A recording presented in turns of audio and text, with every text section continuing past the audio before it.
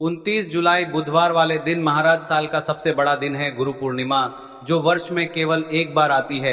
इस दिन का इंतजार हमें बेसब्री से होता है, क्योंकि इस दिन किया जाने छोटे से उपाय का फल आपको 100 गुना तक मिलता है।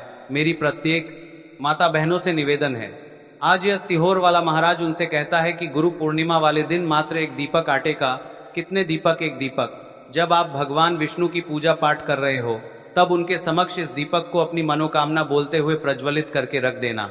महाराज फिर देखना चमत्कार, केवल एक दीपक।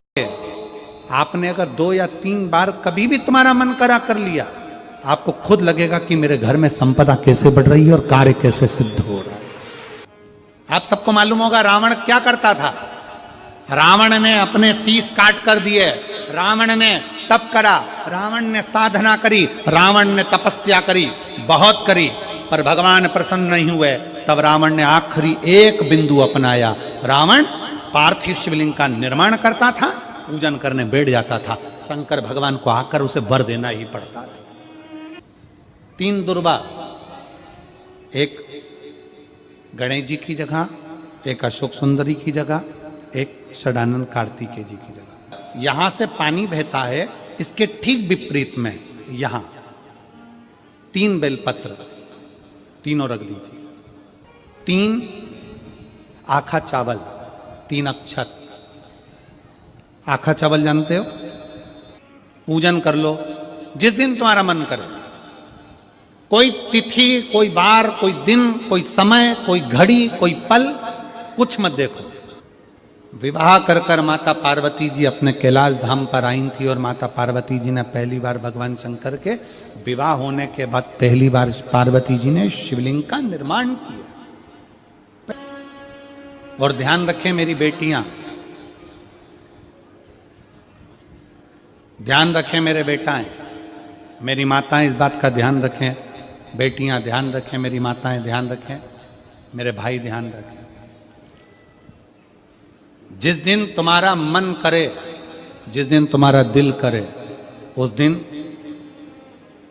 घर में पार्थिव शिवलिंग का निर्माण कर लिया करो। जिस दिन तुम्हारा दिल कर जाए कि आज मेरा मन है मैं पार्थिव शिवलिंग बनाऊं, गमले में से मट्टी लो, खेत में से मट्टी लो, जहां से मट्टी ले सकते हो। घर के बाहर कोई गमला हो, बगीचा हो, शहरों में जमीन पर कहां मट्टी ढूंढने जाओगे? तुम्हारे जो गमले लगे रहते हो उसमें से मट्टी ले लो, पर छोटा सा पार्थिव शिवलिंग का निर्माण।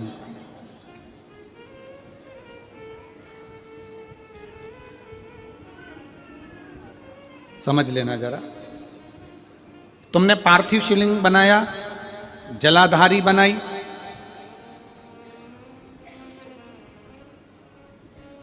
पूजन कर लो जिस दिन तुम्हारा मन करे। कोई तिथि, कोई बार, कोई दिन, कोई समय, कोई घड़ी, कोई पल, कुछ मत देखो। तुमने पार्थिव शिवलिंग का निर्माण किया। 3 आखा चावल, 3 अक्षत।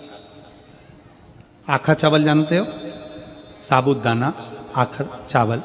3 चावल के दाने, एक गणेश जी की जगह, एक अशोक सुंदरी की जगह, एक षडानंद कार्तिकेय जी की जगह।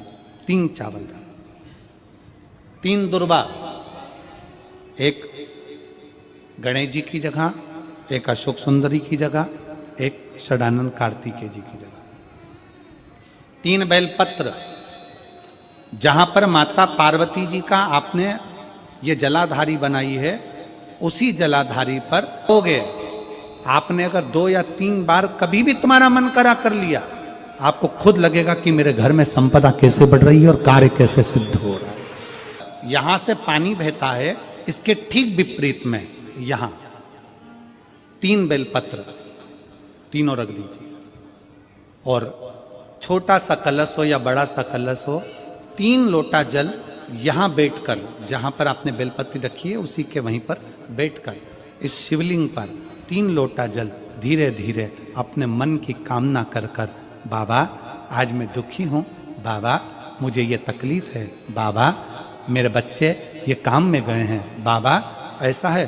3 लोटा जल बाबा को धीरे धीरे अपने भाव कहकर, फिर तुम्हारे पास में जो पूजन का सामान हो वो चढ़ाकर बाबा की आरती कर कर दिया लगा दो। जब दिया ठंडा हो जाए उस शिवलिंग का विसर्जन कर दो।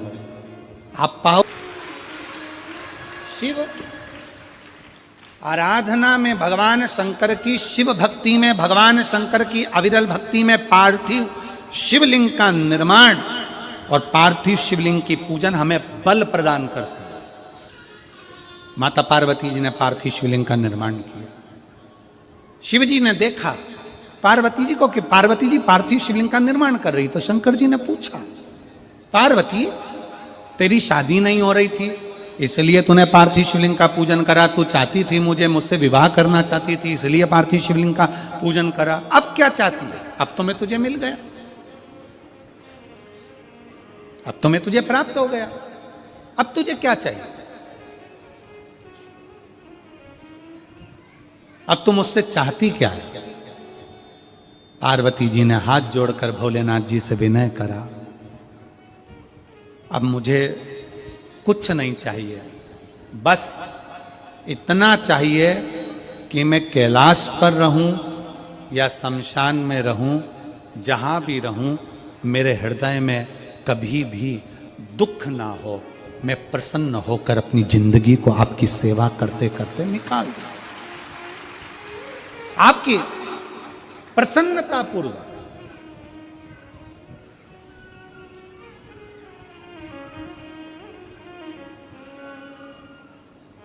आप सबको मालूम होगा रावण क्या करता था। रावण ने अपने शीश काट कर दिए, रावण ने तप करा, रावण ने साधना करी, रावण ने तपस्या करी, बहुत करी, पर भगवान प्रसन्न नहीं हुए। तब रावण ने आखिरी एक बिंदु अपनाया। रावण पार्थिव शिवलिंग का निर्माण करता था, पूजन करने बैठ जाता था। शंकर भगवान को आकर उसे वर देना ही पड़ता था, वर देना ही पड़ता था। पार्थिव शिवलिंग के निर्माण का, पार्थिव शिवलिंग के पूजन का, पार्थिव शिवलिंग की आराधना का फल बहुत। कितने लोग हैं आप लोगों ने बनाया, कभी पार्थिव बनाया? सावन में बनाते हो गुरुजी, है ना, ऑनलाइन जब पार्थिव शिवलिंग का निर्माण होता है तब बनाते हो, पर बीच में कभी तुम्हारा मन कर जाए, एकदम जब तुम्हारा मन हो। अब कई लोग कहते हैं गुरुजी पार्थिव लिंग का पूजन करना है तो पति पत्नी का दोनों का होना जरूरी है, शादीशुदा होना जरूरी है, या ऐसा जरूरी है या वैसा जरूरी है। शिव महापुराण की कथा कहती है बच्चे हो बच्ची हो, शादी हो गई नहीं हुई, विवाह हो गया, जैसे भी हो, आप जैसे हो वैसे पार्थिव लिंग का निर्माण करो। वो काली मिट्टी के बनाए भोलेनाथ, चढ़ाऊं लोटा जल भर। पीली मिट्टी के बनाए भोलेनाथ, चढ़ाऊं लोटा जल भर। बालू रेत के बनाए भोलेनाथ, चढ़ाऊं लोटा जल। आज तक लोगों को नहीं मालूम कि पूजन करने बैठते हैं तो सबसे पहले क्या करते हैं, पर सबसे पहला काम मंदिर में बिना पंडित के सबसे पहला काम कौन सा होता है? तो सबसे पहला काम होता है भगवान को धन्यवाद देना कि आज भी आपने मुझे इस मंदिर में आपका दीदार कराने के लिए, दर्शन कराने के लिए बोला। अगर पंडित साथ में होगा तो पहले वो मंत्र बोलेगा, स्वस्ति वाचन करेगा।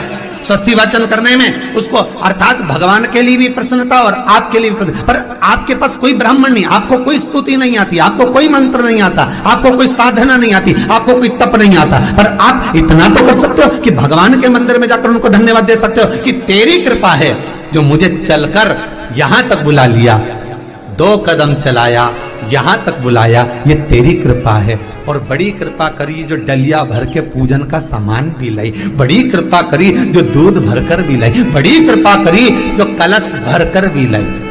कितने लोगों का फायदा है कलश भरकर मंदिर ले जाने में? देखिए जरा कितने लोगों का फायदा।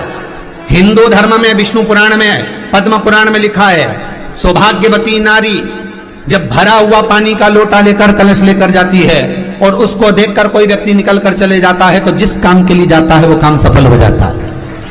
मंदिर का ही लोटा, मंदिर का ही पानी, सिर पे पल्लू लेके हर हर महादेव, बस शिव जी के चढ़ा रही और इतने प्रेम से रिझा रही। अब फ्री का पानी था तो एक लोटे में मन भी नहीं माने। अरे करा तो भगवान के सम्मुख में पहुंचकर अगर आप जल का पात्र भी लेकर जा रहे हो, भरा हुआ लेकर जा रहे हो, तो कितनी प्रसन्नता की बात है। हिंदू धर्म की रीति है, जिस पात्र को हम जल चढ़ाने लेकर जाते हैं उस पात्र में भगवान के चरणों का जल लाते हैं, खाली पात्र नहीं लाते। क्या लाते हैं? भगवान के चरणों का जल। उस चरणोदक को लेकर आए, घर में रखा, सबने अपने नैनों में लगाया, हृदय में लगाया, चित्तवृत्ति में लगाया। खाली पात्र हम लेकर वापस नहीं आ रहे हैं। शिव मंदिर में जब जब जाओ, जल चढ़ाने के लिए जाओ, पात्र तुमने शंकर जी को पूरा पानी चढ़ा भी दिया तो शंकर के चरणारविंद का थोड़ा सा जल पात्र में डाल के भले 2 बूंद लाओ, 4 बूंद लाओ, इतना सा लाओ, पर लाओ और उसको पूरे परिवार के नेत्रों में जब लेकर आए हो चरणों तक तो लगाओ। पर खाली पात्र नहीं लेकर आना। खाली पात्र लाने में ध्यान दीजिए, जब आप पूरा जल समर्पित कर देते हैं, जल समर्पित भी पूरा करना है, भगवान को चढ़ा रहे हो तो पूरा समर्पण होना चाहिए, पूर्ण समर्पण। इसलिए शंकर भगवान को अधूरा समर्पण नहीं, इसलिए श्रीफल भी पूर्ण चढ़ता है। शंकर जी के मंदिर में श्रीफल नहीं फूटता, पूर्ण श्रीफल। बेलपत्री भी पूरी, चावल का दाना भी चढ़ेगा तो आखा, फल भी चढ़ेगा तो आखा, फूल भी चढ़ेगा तो आखा। भगवान को कोई चीज खंडित नहीं चढ़ती, शिव जी को। जल भी चढ़ेगा तो पूर्ण। जिस जल को चढ़ाने के लिए लेकर गए उसको बचा कर नहीं लाना है शिव मंदिर में से, संपूर्ण भाग। क्योंकि भगवान के चरण की रज जब हमारे घर में प्रवेश करेगी तो हमारा आत्म कल्याण तो स्वतः ही हो जाएगा। शिव करुणा कर ही देंगे। पर कई लोगों की आदत रहती है, और आपने भी गलती करी होगी, गए होगे, चढ़ाकर भी आए होगे, पूरा पानी भी उंडेल कर आए होगे, चढ़ा भी दिया, छोड़ भी आए, पर लेकर नहीं आए होगे। कई लोग गलती कर जाते हैं और फिर बाद में कहते हैं हम तो इतने साल से पूजन कर रहे हैं, भगवान हमारी सुन ही नहीं दिया। तो भगवान के मैं तो तैयार बैठा, पर तू नवा के चली जाए, लेके तो कहीं जाए। तो भगवान थोड़ी ना कहेगा कि तू मेरे पास में आए तो मेरे चरण की रज लेकर जा। भगवान थोड़ी ना कहेगा कि मेरे पास में आकर तू ये लेकर जा।